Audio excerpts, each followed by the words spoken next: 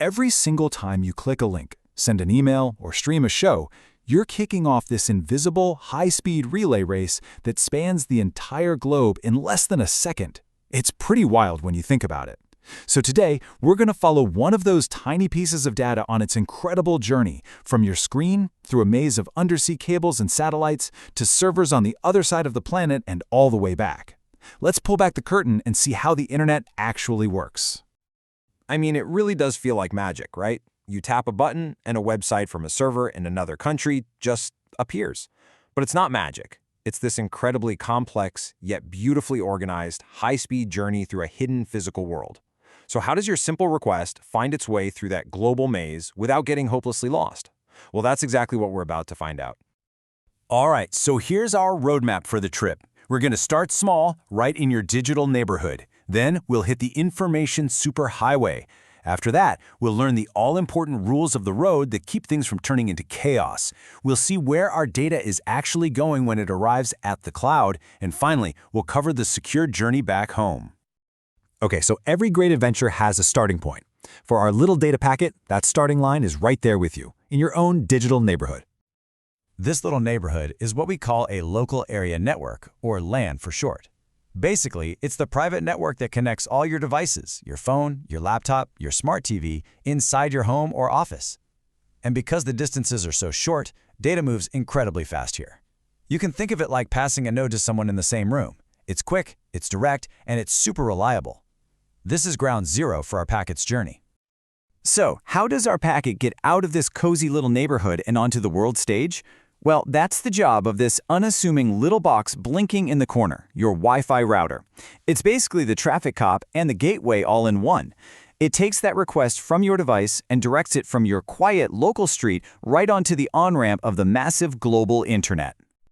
And just like that, our data packet has left the local streets behind. It's now merging onto something much, much bigger, the global information superhighway. So if your LAN is like the streets in a single neighborhood, then a wide area network, or a WAN, is the entire national highway system connecting all those different neighborhoods. A WAN is the infrastructure that links all the different LANs across cities, states, and even entire countries. And the biggest, baddest WAN of them all, well, that's the internet itself. It is a mind-bogglingly massive web of interconnected networks, and it's all held together by some incredible physical hardware. We're talking thousands of miles of fiber optic cables laid across the ocean floor, satellites orbiting the Earth, and countless cell towers. It's a true marvel, but you can imagine, traveling these huge distances means there's a much bigger chance for our data to run into some glitches along the way. Okay, so you have this enormous global highway with billions of pieces of data zipping around at the speed of light. How on earth does anything get where it's supposed to go without causing a planet-sized traffic jam? It all comes down to a brilliant set of rules.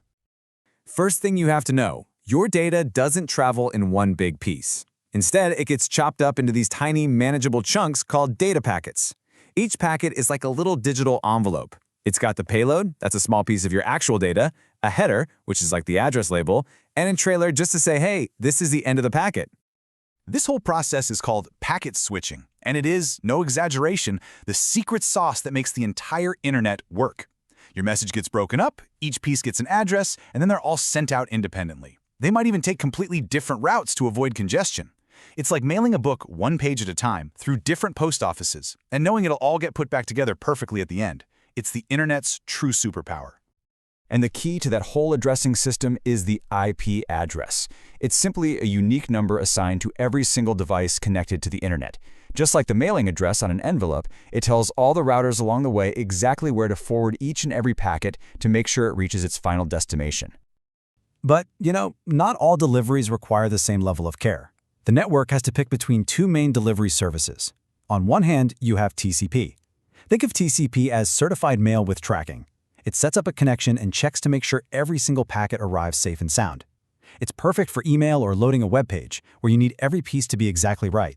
On the other hand, you have UDP. UDP is more like bulk mail. It's super fast because it just fires off the data and doesn't check for errors. It's awesome for video streaming or gaming, where a dropped frame here and there is no big deal, but speed is everything. So, our packets have expertly navigated the global superhighway, they followed all the rules of the road, and now they're arriving at their destination. But where is that exactly? Well, for most of us, the answer is a place we call the cloud. See, the destination for our data packet is almost always a server. And a server isn't anything mysterious. It's just a really powerful computer. Its entire job is to store files and websites and, well, serve them up whenever a client, that's you, on your device, makes your request. So what is the cloud? It is not some fluffy, magical thing in the sky. It's very real. It's a global network of huge warehouses called data centers, absolutely packed to the gills with these powerful servers. Cloud computing just means that we can access that giant, shared pool of computer power whenever we want over the internet, instead of having to own and maintain all that expensive hardware ourselves.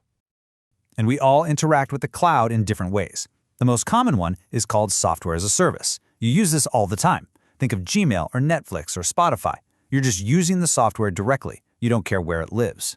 Other companies might use the cloud as a platform to build their own software, or they might just rent the raw infrastructure, the servers and storage, to run their whole operation. Success! The server got our request, it found the data we wanted, and it's sending it all back in a brand new set of packets. But now we have to make the return trip, and this time we really need to talk about security. Okay, so how can you tell if that journey home is safe? Just look for the little padlock icon in your browser's address bar. That lock means you're using HTTPS, and that S at the end, it's a huge deal. It stands for secure, and it means that all the data traveling between your device and that server is encrypted. It's scrambled into a secret code that nobody snooping in the middle can read. Now, if you want an even higher level of security, you can use what's called a virtual private network, or VPN. Honestly, the best way to picture a VPN is like having your own private, armored tunnel for your data that runs through the public internet. It wraps your entire connection in a powerful layer of encryption, which hides who you are and protects your data from anyone trying to spy on you, especially on public Wi-Fi. So how does this so-called tunnel work? It's pretty clever. First, your private data packet gets placed inside another, public-facing packet. This is called encapsulation. Just think of it like putting a secret letter inside a locked security box. That box is then sent across the public internet. Only the VPN server on the other end has the special key to unlock it, revealing your original, private data safe and sound. And just like that, the journey is complete. From your local network, across the globe using packet switching, served up from the cloud, and sent securely back to your screen, all in the blink of an eye. This invisible system is the bedrock of our modern world.